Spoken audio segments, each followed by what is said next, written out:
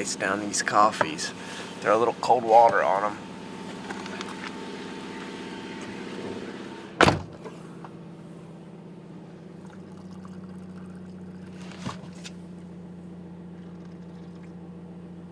We're talking hotter than... We crossed the line here. We just got too hot of coffee. And we don't have a long drive. We're in chugging status here is what we need to be. Here's a fun fact. These coffee mugs haven't been washed the whole turkey tour. Keep that in mind when you're at home living in luxury.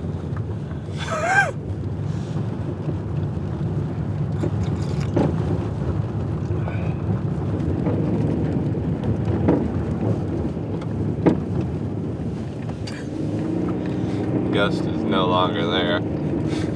Last night Keith and I saw a ghost coming down this road, and we looked up and we both were like, what is that? There's something glowing in the woods. It's like, looked like a reflection, kind of looked like a vehicle, but it wasn't a vehicle. But then we backed up and we couldn't see it anymore. So if y'all got the answers, I don't.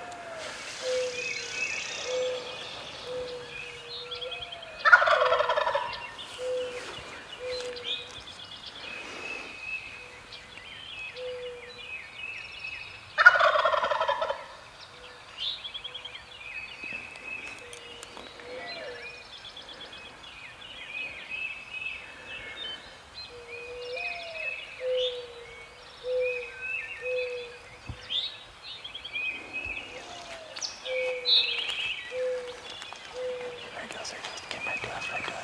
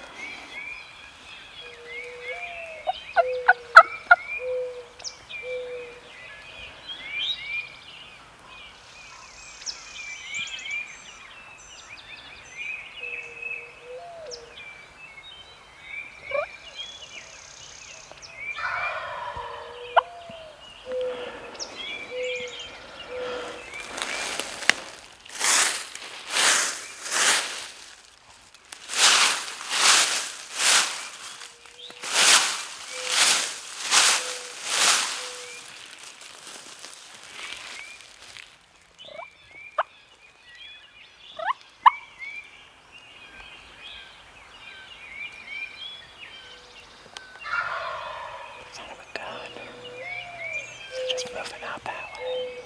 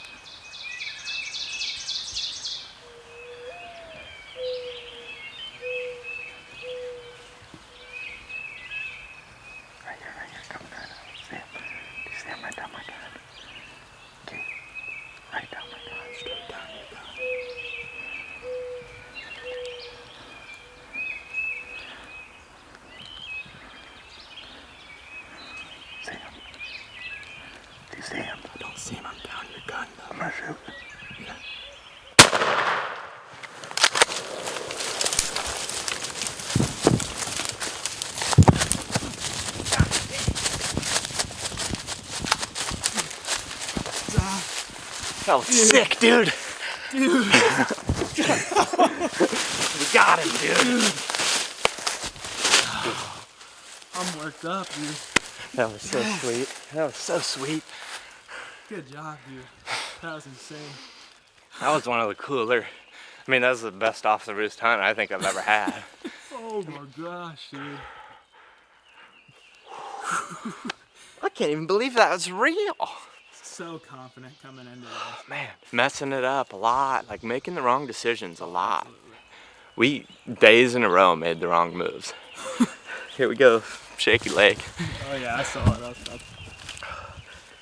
We continually made the same move every morning, and it wasn't working. And yesterday we got super bummed out. I mean, yesterday was a complete mess up. And like we just went in with confidence that finally we did. Like we kept doing that same thing where we go up that ridge and hear him over here and then we'd run over here and he's, I mean, my opinion is this is the boss gobbler. Yeah, I think so, yeah. Great job walking in here in the morning. I mean, he was in that tree right there. We were 50 yards from him. That was insane, dude. That was... He was going this way, man, and I figured if I mess around with him too long, like I have a bead on his head, that's sweet. Dude, that's so fun, dude. Just like, can I shoot? And I was like, yeah, please. Dude, as soon as, did you hear him? As soon as his feet hit the ground, it was just like, whoosh, whoosh, whoosh, yeah. Whoosh, and he went out to that point right there. And then you just, once you stopped calling and just only did scratching, I think that was a big thing. Well, and I was just purring, yeah. clucking, not my best work. Because it was just that minuscule, that subtle stuff, yeah. Yeah. That's what kills one like this. I'm sure Dude. if he would have just heard, he would have. Right. He probably hears that. He knows. See, dude, there's a reason this turkey's up here, in my opinion. Yeah. Over the road. I mean, he's right by the road. I can literally see the road, and our car is parked just around the bend of the hill. I'm sure if it was dark, from here you could see our headlights. Out, yeah. Dude, great job, dude. That's awesome. That one feels pretty good. Ready for it?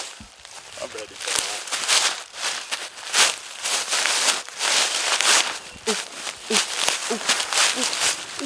That's Maryland, baby. Ooh. That's right. That's right. Ooh. This is the longest spurred turkey that I've ever shot, like by a long shot. That thing is crazy. And overall, he's just a big old turkey. He's got big old body on him. He's the heaviest turkey I've shot all year. He's got just a monster beard, big old head on him. I mean, just a gorgeous turkey. He's as pretty as they come, that's for sure. I'll take him big, small, whatever, but this guy made for a fun hunt in Maryland, that's for sure.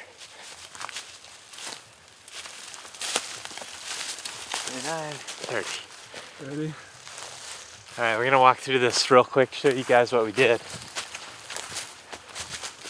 This morning when we were coming up here, we kind of adjusted our plan midway through. We were originally gonna go down low, but Keith brought up the idea, if we stay up here up top, we hopefully will have enough of this thick cover between us and where the turkey is that it may allow us to get away with a little bit more. Heard him gobble right down through here, and I knew he was right where we thought he was gonna be. There's a specific terrain feature right here where he's roosted right off a little point that goes out. And that's where we've heard him every day. It was pretty dark when he gobbled that first time, so we knew we still had a decent amount of dark cover. We just started crawling, and once we got to here, we could pretty much see the top of the tree that he was in. So I'm pretty sure that's the tree that he was in right over there. And he's just gobbling quite a bit. We got down low, and if you look,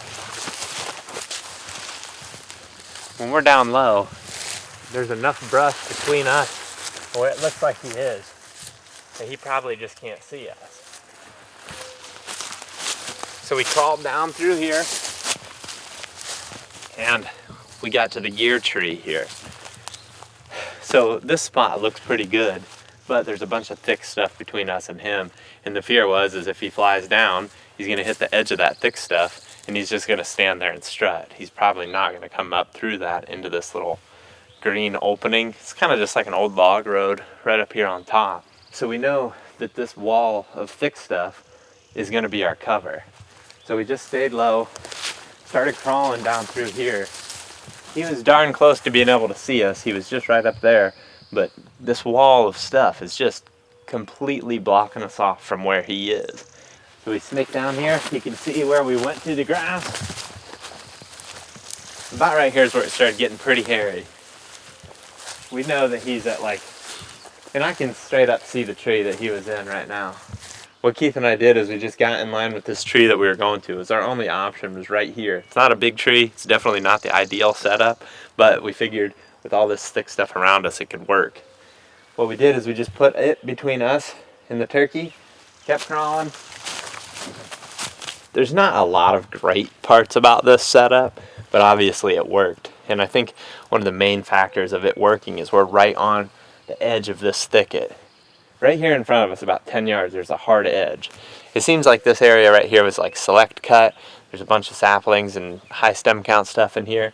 Right down there, there's good open hardwoods. And that's where all the sign is and where we've heard the turkey the last 3 or 4 mornings back in here. I mean, every day that we've been hunting this general vicinity, that turkey's in here. But he didn't gobble much, so we knew we wanted to get close to his roost spot. When we're not using decoys, that's one of the main things that we're looking for when we set up, is either terrain or vegetation that makes him have to commit to coming up here to find the hen, which is actually just our gun barrel. There's Michelle.